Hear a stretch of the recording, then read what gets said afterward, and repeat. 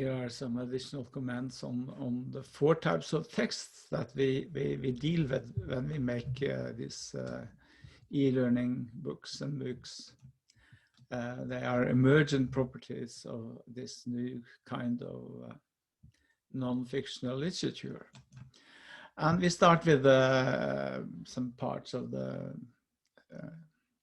mind map that we develop for the PISA models. We have the models here.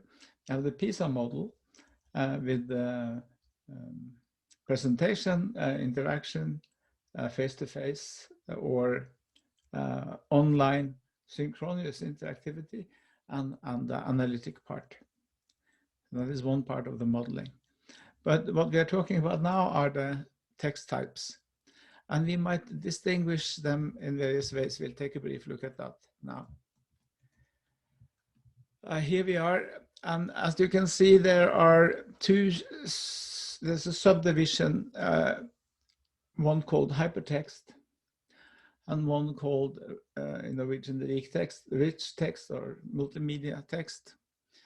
And this distinction is based on structuring the text types, in principle, the principal structure on the web, while this is the media type or the expressive type. So we make a division that are sort of angular on each other. One type is the more content oriented, the other is more structure oriented. So we have the web pages or the running text that is linked in hypertext structures, and we have the paratext that goes along with this running text. And the distinction is that, well, both are part of the hypertext structure, while what we include in the document itself, that's an enclosure in the learning material. But it should be understood in the context of the hypertext of the internet. While this is obviously things that go along with this core text, and that is also part of the hypertext structure. So we have here a tension between what is included in the learning material, what is added to the learning material without being part of it, and both types are understood as members of the larger hypertext structure of the internet. And this is a crucial difference from earlier kind of intertextuality, where of course you had one book that might reference another book, you have a whole literature, you have a discourse in academic terms, but that was a slow process. What we have now is it's direct link. It's just by one click or two, you have access to the other text. So they appear as being part of the same writing canvas, so to speak, on the screen. And that creates a fundamental change in how we deal with the text. And this has been the theory of hypertext for 30, 40 years, of course, but now we are more into the practical application of that theory. While this other distinction is between what we would call presentation and interaction. You have learning objects, more sort of self-contained units that are used to present material to the student, while the interactive learning objects require some kind of interaction beyond reading and clicking through the material, but exploring the space, or answering questions, interactive questions, or even further down the road interacting with an intelligent agency, artificial intelligence on the computer side. So in this kind of classifying the text, we arrive at quite a complex structure. And this is just a simplification of that to make it manageable in our situation now. So we have these text types, and we have simplified that somewhat. And then we have the states, which is more easily handled from the initial idea through working with it, to making drafts, to having it accepted for publication. And that goes for all these kind of textual types. And we have the tools for that in the textual radar, whereby the states are described here. These are data points representing a chunk of material. And we have the textual type described here, and we have sort of reduced it to 4 textual types, as just mentioned.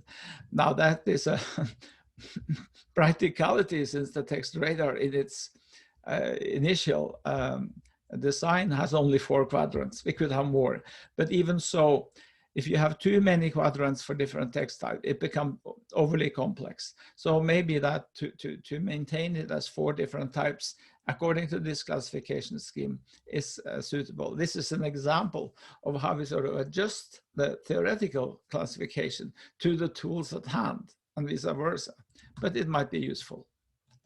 Now, so what we do by transferring this data into a visualization diagram is indicated here. And then we can also extract one quadrant and look in more detail at all the textual elements there. And then we find again the descriptives for each data point in this list here.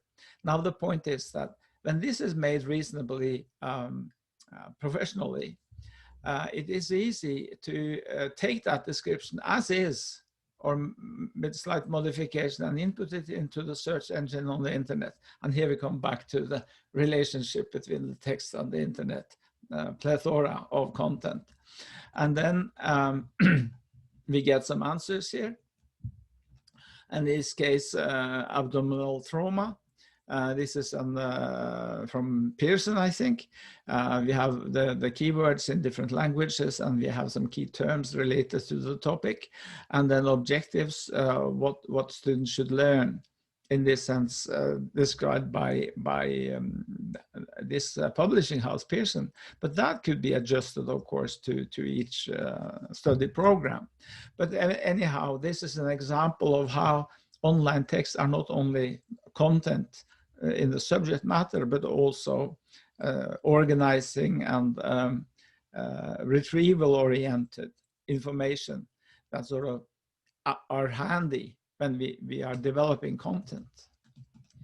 So here I sort of indicate this kind of new environment with the internet. And then we get some content as example shown here, the anatomy, and then some pictures showing, or some video showing how to treat a wound or a patient. And then we indicate the internet interconnection between different sources. And as well, the search engine there, you have all the text on the internet here.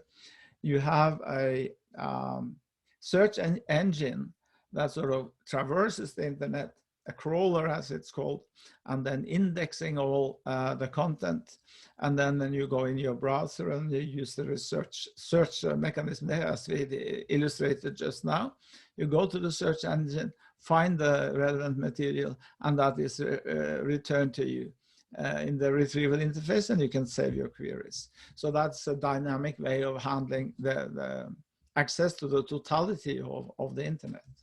So web of text and the retrieval mechanism, that is a backdrop for how we do this work now.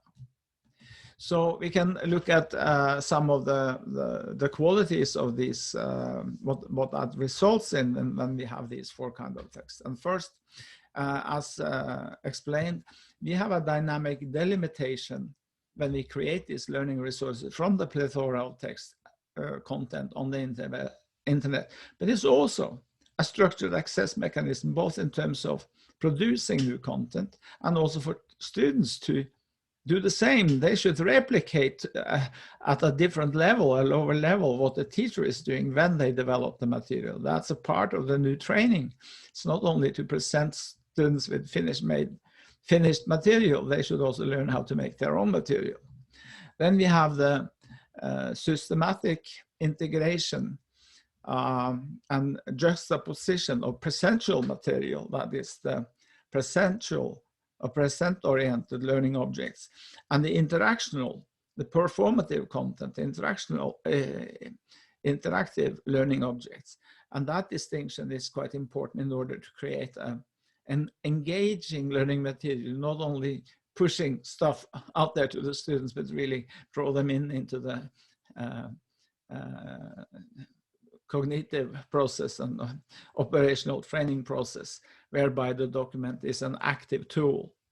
And then we might go on to the collection part of it, and this non-fictional content become large collections, and they bring together elements from the separate collection of multimedia elements, the learning objects, the presentational, interactional. So here we talk about the function of the text, and here we talk about the collection of the text that should be maintained and curated.